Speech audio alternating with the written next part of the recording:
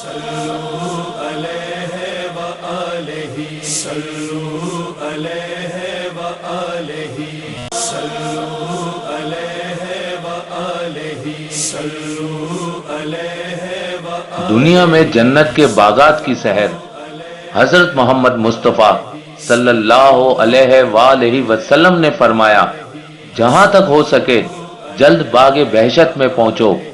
لوگوں نے عرض کیا، یا رسول اللہ، باغ بہشت کون سے ہیں؟ آپ صلی اللہ علیہ وآلہ وسلم نے فرمایا، وہ حلقے اور مجمع جن میں خدا کو یاد کیا جاتا ہے۔ افضل ترین عمل حضور اکرم صلی اللہ علیہ وآلہ وسلم سے پوچھا گیا کہ کون سا عمل افضل ہے؟ آپ صلی اللہ علیہ وآلہ وسلم نے فرمایا، اول وقت میں نماز کی ادائیگی، جان بوجھ کر ایسا نہ کریں۔ رسول خدا صلی اللہ علیہ وآلہ وسلم نے فرمایا، جس نے نماز کو عمدن چھوڑا یہاں تک کہ اس کا وقت ختم ہوا تو ایسے شخص کے اعمال ضائع ہوں گے۔ پھر اس کے بعد فرمایا، کسی شخص اور کفر کے درمیان صرف ترک نماز کا فاصلہ ہے، یعنی جو ہی نماز کو چھوڑا وہ شخص کفر کے ساتھ مل گیا۔ نماز میں تاخیر شدید خسارہ ہے۔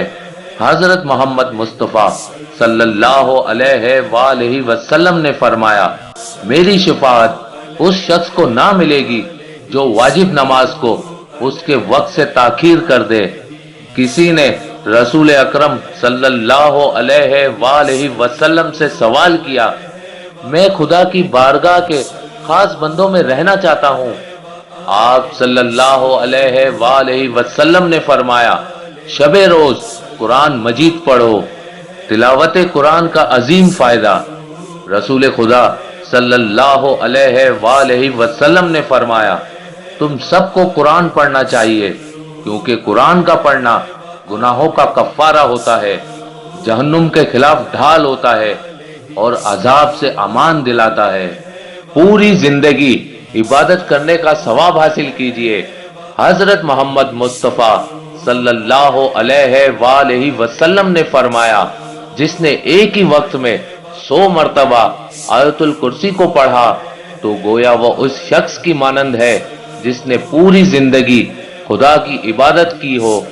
خستہ حال لوگوں کی مدد کر کے اپنے مال کو پاکیزہ بنائیے۔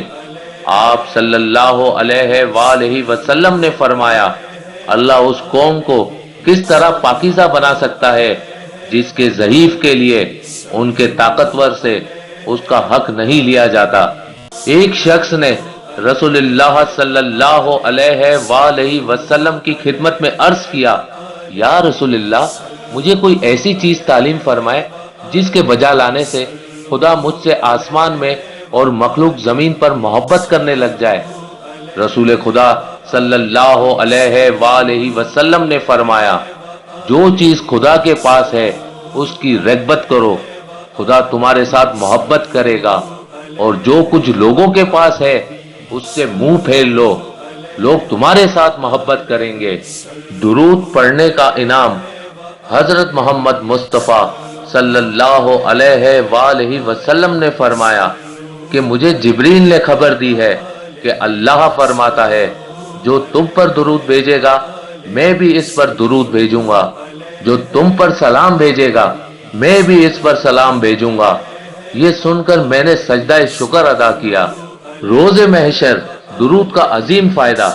امام جعفر صادق علیہ السلام سے روایت ہے کہ رسول خدا صلی اللہ علیہ وآلہ وسلم نے فرمایا، میں روز قیامت میزان کے پاس ہوں گا، جس کے گناہ بنسبت نیکیوں سے زیادہ ہوں گے، میں صلوات کو اس کے پلہ حساب میں رکھ کر اسے وزنی کر دوں گا۔ جیسے جیسے قیامت قریب آ رہی ہے، آپ صلی اللہ علیہ وآلہ وسلم نے فرمایا، قیامت کا وقت قریب آ رہا ہے اور لوگوں میں دنیا کی لالچ بڑھ رہی ہے، مگر دنیا ان سے دور تر ہوتی جا رہی ہے۔ دعا کی قبولیت کا بہترین وقت۔ حضرت محمد مصطفیٰ صلی اللہ علیہ وآلہ وسلم نے فرمایا، جب رات کا آخری وقت آتا ہے تو خداوند عالم فرماتا ہے کوئی دعا مانگنے والا جس کی دعا قبول کروں؟ ہے کوئی مانگنے والا جسے عطا کروں؟ ہے کوئی مغفرت طلب کرنے والا جس کی مغفرت کروں؟ ہے کوئی توبہ کرنے والا جس کی توبہ قبول کروں؟ یاد رکھنا، اللہ اس بندے کو شاد و آباد رکھے جس نے میری بات سنی، اسے یاد رکھا اور پھر اسے میری طرف سے دوسروں تک پہنچایا۔ حضرت محمد مصطفیٰ صلی اللہ علیہ وآلہ وسلم نے فرمایا، اگر تمہارے ہاتھوں ایک فرد بھی ہدایت پا جائے تو یہ ان تمام چیزوں سے بہتر اور قیمتی ہے جن پر آسمان اپنی روشنی ڈالتا ہے۔ سلام ہو اللہ کے رسول، اللہ کے محبوب حضرت محمد مصطفیٰ صلی اللہ علیہ وآلہ وسلم پر۔ حضرت محمد مصطفیٰ صلی اللہ علیہ وآلہ وسلم پر۔